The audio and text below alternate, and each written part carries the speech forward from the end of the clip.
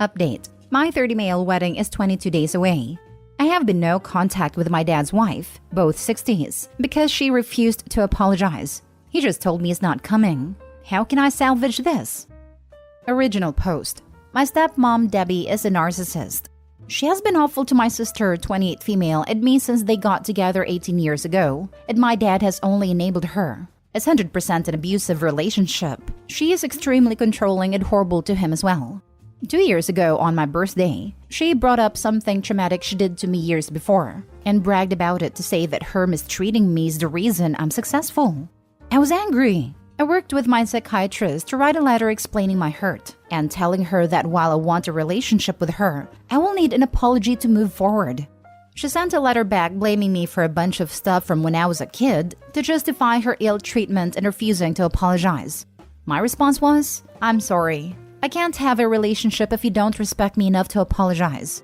My email inbox is open should you choose to apologize, but this is a hard boundary. Do not call, text, etc. Since then, the only communication has been her attempts to ambush me by picking up my dad's phone when I call him, leaving me aggressive voicemails and texts, or having my dad pressure me to meet her in person. I suffer from anxiety, and direct contact with her would only trigger an attack. About a month ago, she stole my dad's phone, read through our private conversation, then texted me from his phone. My dad, understandably angry, said he wanted a divorce, and that same day she finally did email me one sentence. I am sorry for hurting your feelings on your birthday. I responded also with one line, I appreciate the apology.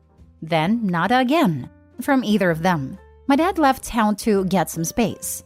As I mentioned, my wedding is in 22 days, and my dad emailed me 2 days ago with a long, insulting letter. Too much to type out, but the highlights are, boundaries are rude, and I'm selfish. My psychiatrist is a joke. Debbie has been punished enough, so get over it. How dare I only send one line back to Debbie's email? Debbie's the real victim. And how dare I not invite his wife to my wedding? Plus the exact sentence, obviously I'm not coming to your wedding. To be clear, I've heard most of these brought up over the past 2 years and have addressed them with him, but he just dismisses me as being angry and vindictive. Basically, as usual, he wants me to just make peace at the expense of my mental health while never holding Debbie accountable. I'm in a healthy headspace thanks to my psychiatrist and incredible fiancé. I know that my boundary is healthy and no amount of guilt tripping will make me feel bad about setting it. But how can I respond? Despite my intense anger over the letter, I still want him, but not her, at my wedding. I love my dad, and I'm so sad that one simple boundary is apparently enough to end our relationship. Edited to add, I feel like the letter was a trap. Either I cave to her and they both come, or I tell him no and it proves all they say about me and justifies him not coming. The letter wasn't sent by Debbie, although it has her fingerprints all over it. My sister confirmed my dad did, but she's on team make peace, it's tearing dad apart. That deserves another post. One thing I didn't mention, in the letter he said he doesn't want to come because how am I supposed to explain why my wife isn't there? Well, how am I supposed to explain he isn't there? It's mind-boggling. Now for the top advice before reading the update. I think you know they have made their choice. Why would you want them in your life if they cause you so much distress and they clearly don't respect you? Count it as them doing you a favor. They shouldn't ruin your wedding day and you are literally letting them. Your wedding day isn't about them. It's about you and your partner. Yep, it's time to go no contact with dear old enabler dad. These people will only get worse with old age. Then add grandkids in the mix and they will be even more of a nightmare. Hey Opie, may I suggest you read Adult Children of Emotionally Immature Parents? It's a relatively short book and you can get a free PDF online by Googling it. It has a lot of practical affirming advice for understanding and navigating exactly these kinds of relationships. I've also been in therapy for years and still found the book really useful and insightful. Hopefully you will too. Take care.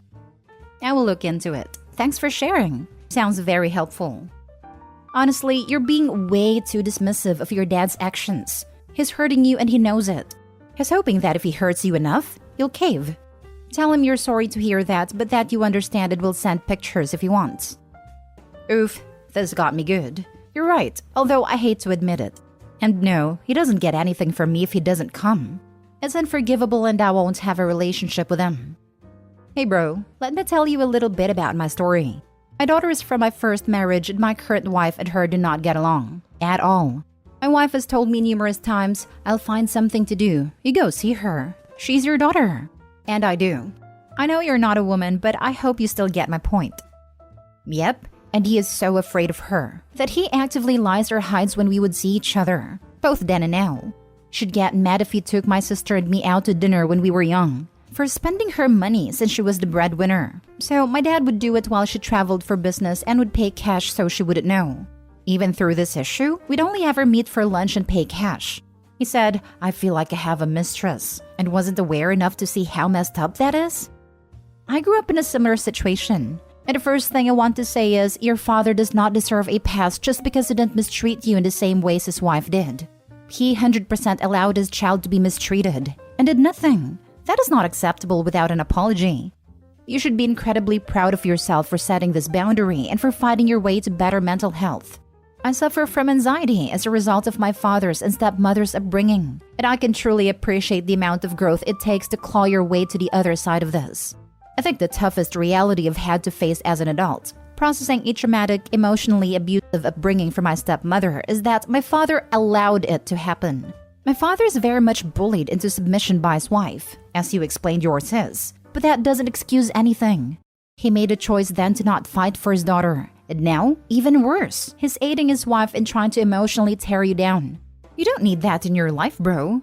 I got caught in the trap, for a long time, of believing my father was just trying his best and wasn't malicious in his intentions. But I now own the fact that thinking like that is what manipulators and narcissists prey on. He failed to protect his child from ongoing emotional mistreatment. That isn't forgivable without an apology, without some semblance of ownership. What is different about your stepmother's doing compared to your father's allowing it to happen? I'd say there's a ton of catharsis in owning how angry you deserve to be at your father, and you shouldn't get a free pass into one of the best days of your life if he can't prove he cares enough about you to stand up for you. He's complicit in this situation too. This is my favorite reply. Thank you for sharing. It's shocking how similar it sounds, and anytime I brought up to him how my anxiety stems from Debbie, it was dismissed.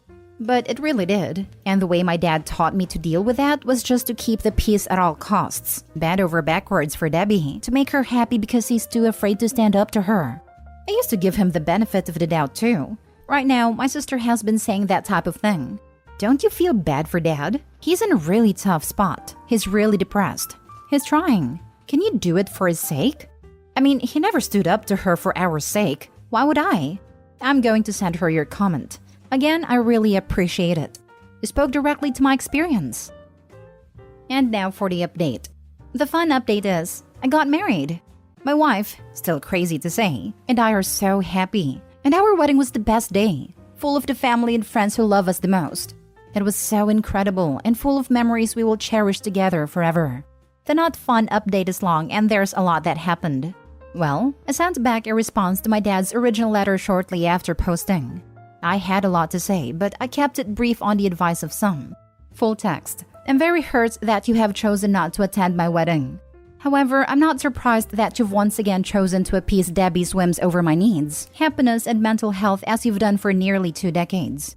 It's honestly shocking that one simple boundary and one need for an apology from her is apparently enough to end your and my relationship. But I will respect your choice. We are not inviting drama, dismissiveness, bullying, or manipulation, and we are certainly not going to tolerate anyone who uses our wedding as an opportunity to blackmail us into accepting any of those. That has no place at our wedding, and frankly, in our lives at all.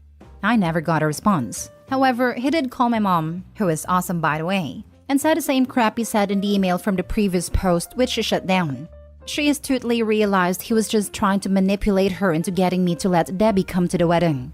He also had the nerve to say how important his vows were, and double down on his wife being more important. The kicker is, he cheated on my mom while they were married, so I'm not sure why he thought that was smart to say to her. My mom ended with, nothing would keep me away from my child's wedding, and asked him how attending would possibly change his relationship with Debbie. He didn't have an answer. I then sent a quick write-up to family and friends, basically stating that he won't be there and to please not bring it up on the wedding day. Most people were understanding and supportive, but it turned out 2 of my aunts, his sisters, suddenly couldn't make it. Well, my cousin told me my aunts decided not to come in solidarity. So, while I was deciding what to do and trying not to get others involved, my dad and Debbie decided it was better to use that time to poison my family against me. After all of his talk about not putting people in the middle in his letter, he sure had no problem with getting his siblings to boycott my wedding. My cousins were awesome though, and we had an excellent chance to reconnect about this type of BS from our parents and bond. 2 days before the wedding, my dad sent me another email titled, "I come in peace." In it, he confirmed he won't come but said it saddens me to the depth of my soul, and that he wishes there was a way to mend a family. Other than, I guess, attending my wedding? Then he wishes me well and to enjoy my wedding because of how wonderful and important weddings are. Lol. The way it was written made it seem like he wanted to come but couldn't due to extenuating circumstances, which angered me. At the time of the wedding, he was sitting at home 30 minutes away. Too much of a coward to show up. I waited until after the honeymoon to decide whether to respond. After talking with my therapist, I realized I did want to respond because I don't think he understood what missing my wedding meant, and I wanted to make it clear. In it, I said this email was nothing but a self-serving, disingenuous attempt to alleviate his own guilt for skipping it, and that there is no healing from this. Then I said to not contact me again. Fast forward to last week. I got a letter in the mail, no return address. And it was a bunch of letters between us from when I was a child, and a piece of paper that said, "Happy birthday. Don't throw away, your birth certificate and social security card are inside." So I guess that's that. He's wiped his hands off me, but not before going for a last attempt at a guilt trip. I have been working with my therapist through the hurt, anger, and sadness I'm dealing with from being abandoned by my father. I've been very depressed. I'm grieving a loss because I didn't want it to end this way, but he's made his choices. However, I'm thankful to have a great therapist and incredible support from my wife, mom, and friends. There's light at the end of the tunnel. Thank you to everyone for your comments and support. And thanks to my incredible wife for being by my side through everything. Congratulations on your wedding. When we're young, we are sort of trained to think of our parents as infallible/omnipotent. As we get older, it's important to recognize that our parents are people. And most people are messed up with their own problems. And some of their problems are of their own making. Your father sounds like a my way or the highway type, but as you're a grown-up yourself, you get to set your own expectations, boundaries, and consequences of what you're looking to include in your life. And that probably includes letting your dad stick with his lonely highway as he's clearly chosen to do. I'd say you probably don't have anything nice to say to your dad, so silence from here out on might convey the exact message you're looking to send. Yeah, this has unfortunately been my journey over the past few years. Thanks for sharing. Hey Opie. I was in a similar situation a year ago, where my mom's long-term partner said something deeply hurtful and borderline unforgivable to me. I was extremely fortunate to have both of my parents' explicit support and never speaking to or seeing my mom's partner ever again, apology or not. Through extensive long-term therapy, I was able to get to a place where I was able to both hear and accept an honest, genuine apology from her partner and start to mend our relationship. We're in an amazing place now, a full year later. You have always offered this same opportunity of forgiveness through genuine remorse and meaningful change, but Debbie has done nothing to rise to the occasion and deserves no forgiveness or understanding. I was so violently depressed last year. It was also in a grieving process of sorts, even though I was dealt a much easier hand than you were. All this to say, I truly, deeply, with every bone in my body, think you made the right choice in drawing that line for your dad and his wife. I'm so sorry for your loss, and I hope you take your time in grieving and give yourself the grace you deserve. It took me many, many months and an amazing therapist to start to feel like myself again. All I can say is it gets better. And congrats on your marriage, Opie. I hope your wedding was absolutely beautiful. Thanks so much. I am sorry to hear about your depression. It's been a struggle for me as well. I know it will take time to process this. That said, I feel very confident in my decision despite the pain. The pain isn't caused by my decision, but by his. I'm glad you're doing better. Thanks again. You gave him a clear indication of what his choices have resulted and will further result if he keeps making his selfish choices. Now all of this like before is on him. He made his choice now. He's lost his son, and that's on him again. Like you indicated, he's a coward and will die a coward. I respect your assertiveness and willingness to set strict boundaries. You made the right decision in the end. Good luck with all. Thank you. It means a lot. Yes, I know he and Debbie are going to tell everyone who will hear how I'm wrong and mean and selfish and it's all my fault, but really it's on them. And this specifically is on him. They can lie about it all they want. The truth is the truth.